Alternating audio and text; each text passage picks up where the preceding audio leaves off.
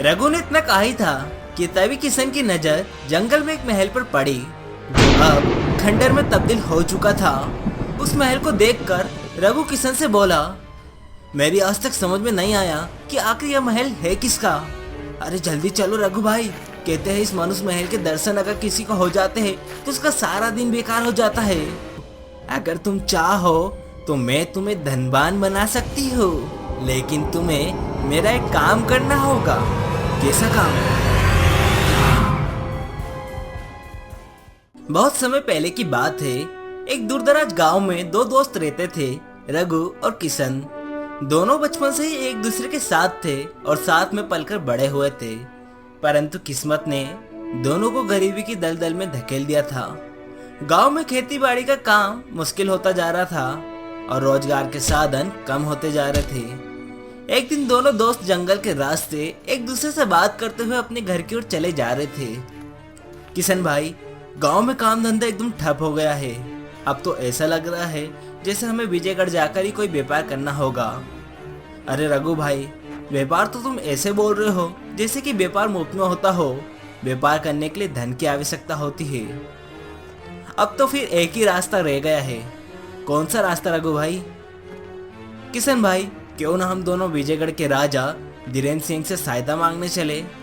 मैंने सुना है राजा धीरेन्द्र सिंह गरीबों की बहुत मदद करते हैं। बिल्कुल सही कहा रघु भाई।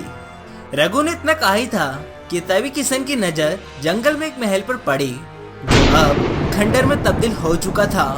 उस महल को देखकर रघु किशन से बोला, मेरी आज तक समझ में नहीं आया कि आखिर यह महल है किसका। अरे जल्दी चलो रघु भाई, कहते हैं इस मनुष्य महल के दर्शन अगर किसी को हो जाते हैं तो उसका सारा दिन बेकार हो जाता है। अचानक रघु के चलते हुए कदम रुक गए। किशन ने पूछा, क्या हुआ रघु भाई? मैंने जल्दी चलने को कहा मगर तुम तो रुक गए। देखो किशन भाई, हम दोनों ठहरे बहुत ही गरीब व्यक्ति और हमारे सामने यह पुराना महल है। हालांकि ये खंडर हो चुका है, परंतु मुझे विश्वास है कि इसके अंदर कुछ ना कुछ ऐसा मिल ही जाएगा जिसे बेचकर हम धन कमा सकेंगे। रघु की बात सुनकर किशन के अंदर का लालच जाग उठा। वैसे तो मैं कभी भी इस महल के अंदर नहीं जाता, लेकिन तुम्हारी बातें सुनकर मेरे अंदर भी लालच पैदा हो गया है। चलो अंदर चलते हैं। रघु और किशन खंडर बन चुके महल के अंदर की ओर चले गए।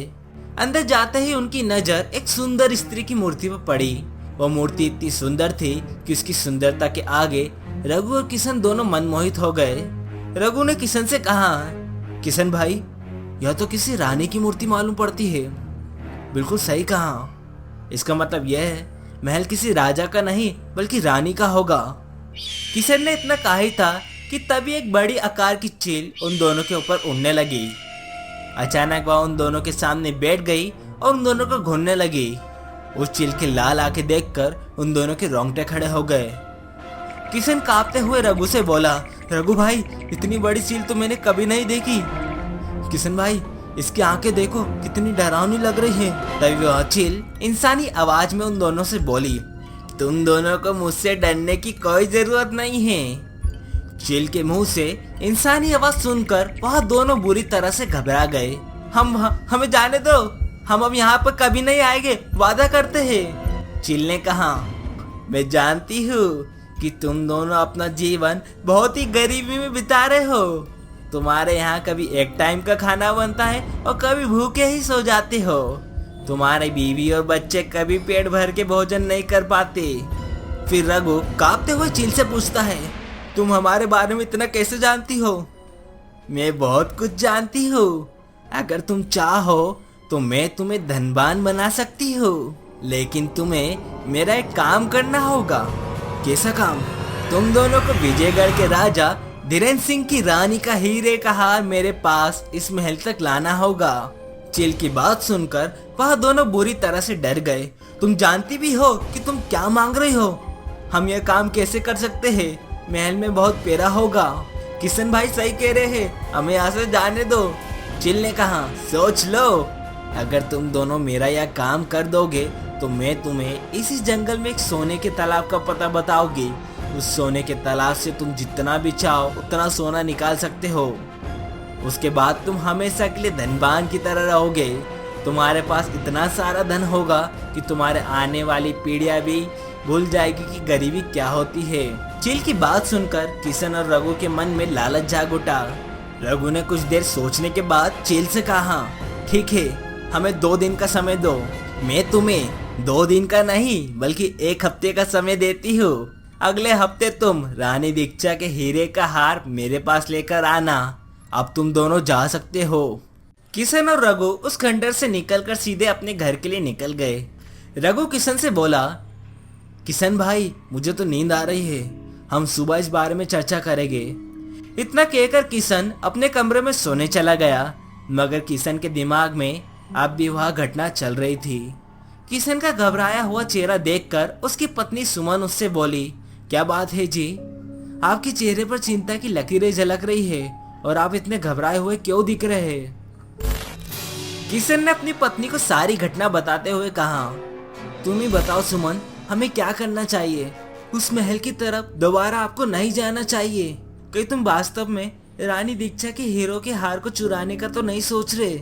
सच बताओ सुमन, तो मैं कुछ ऐसा ही सोच रहा हूँ। आखिर कब तक हम इस गरीबी में अपना जीवन व्यतीत करते रहेंगे? कब तक हमें भूखे पेट सोते रहना होगा? तो क्या इसके लिए तुम रानी दीक्षा के हीरे का हार चोरी करोगे? पता नहीं वहाँ रहस्यमय चील उस हीरे के हार का क्या करेगी। मुझे तो बहुत ही डर लग रहा है। डरने से पहले एक बार अपनी पुत्री के बारे में भी सोच लेना। कुछ समय बाद हमें उसकी शादी भी करना है, और उसकी शादी करने के लिए हम धन कहाँ से लाएंगे? अरे हमारे पास तो भोजन तक के लिए धन नहीं है। किशन की बात सुनकर उसकी पत्नी चुप हो गई।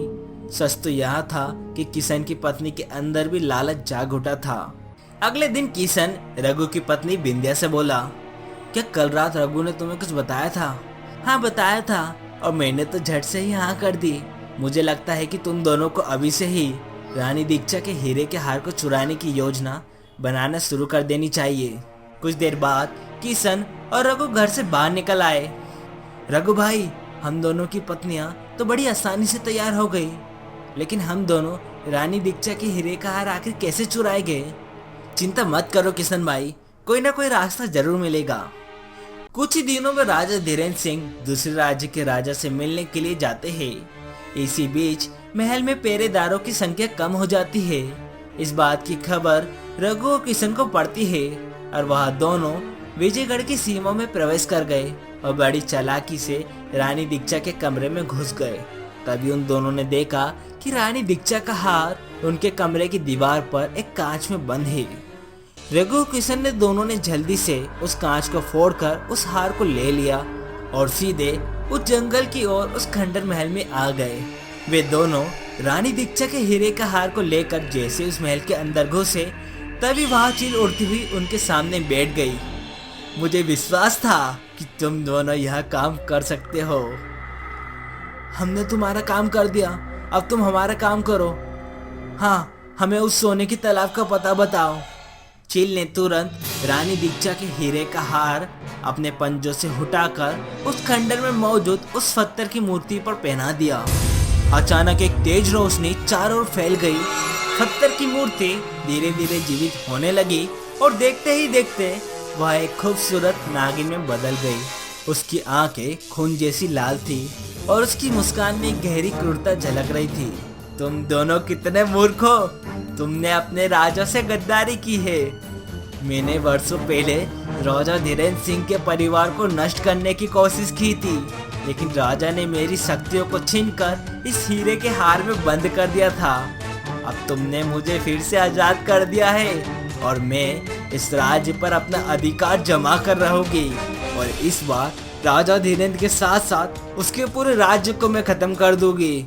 रघु और किशन अब पूरी तरह से समझ चुके थे कि उन्होंने कितनी बड़ी गलती कर दी है।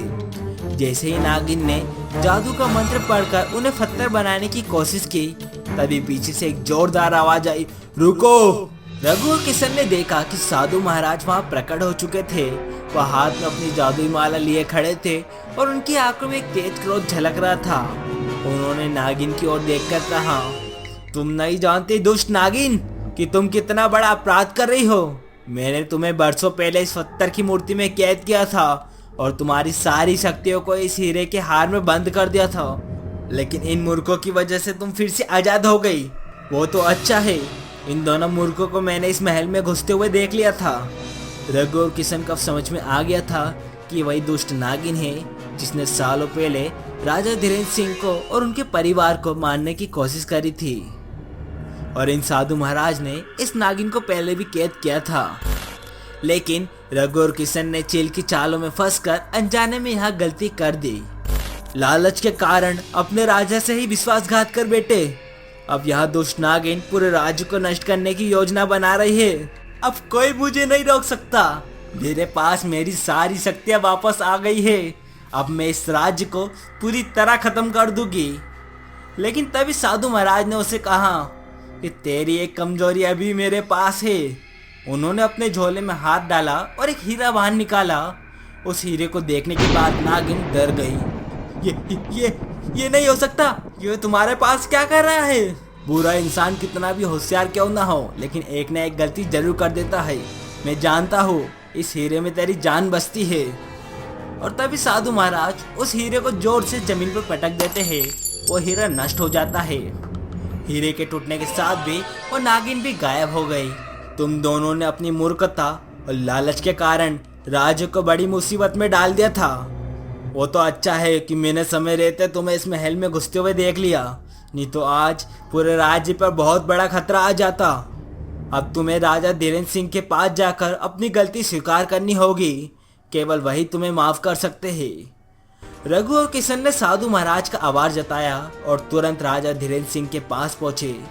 राजा धीरेन्द्र सिंह ने उनके पछतावे को देखा और उन्हें माफ कर दिया, लेकिन साथ ही उन्हें यह सीख दी, याद रखो लालच का अंत हमेशा बुरा होता है। इस बार मैं तुम्हें माफ कर रहा हूँ, लेकिन भविष्य में कभी भी ऐसा कदम मत उठाना। रघु और किशन ने वादा किया कि वे अब ईमानदारी से जीवन बिताएंगे और अपने राजा के प्रति हमेशा वफादार रहेंगे। कहानी का अंत। यह कहानी हमें सिखाती है कि लालच कभी भी अच्छा परिणाम नहीं लाता। सत्य, ईमानदारी और वफादारी ही सफलता का सही मार्ग है।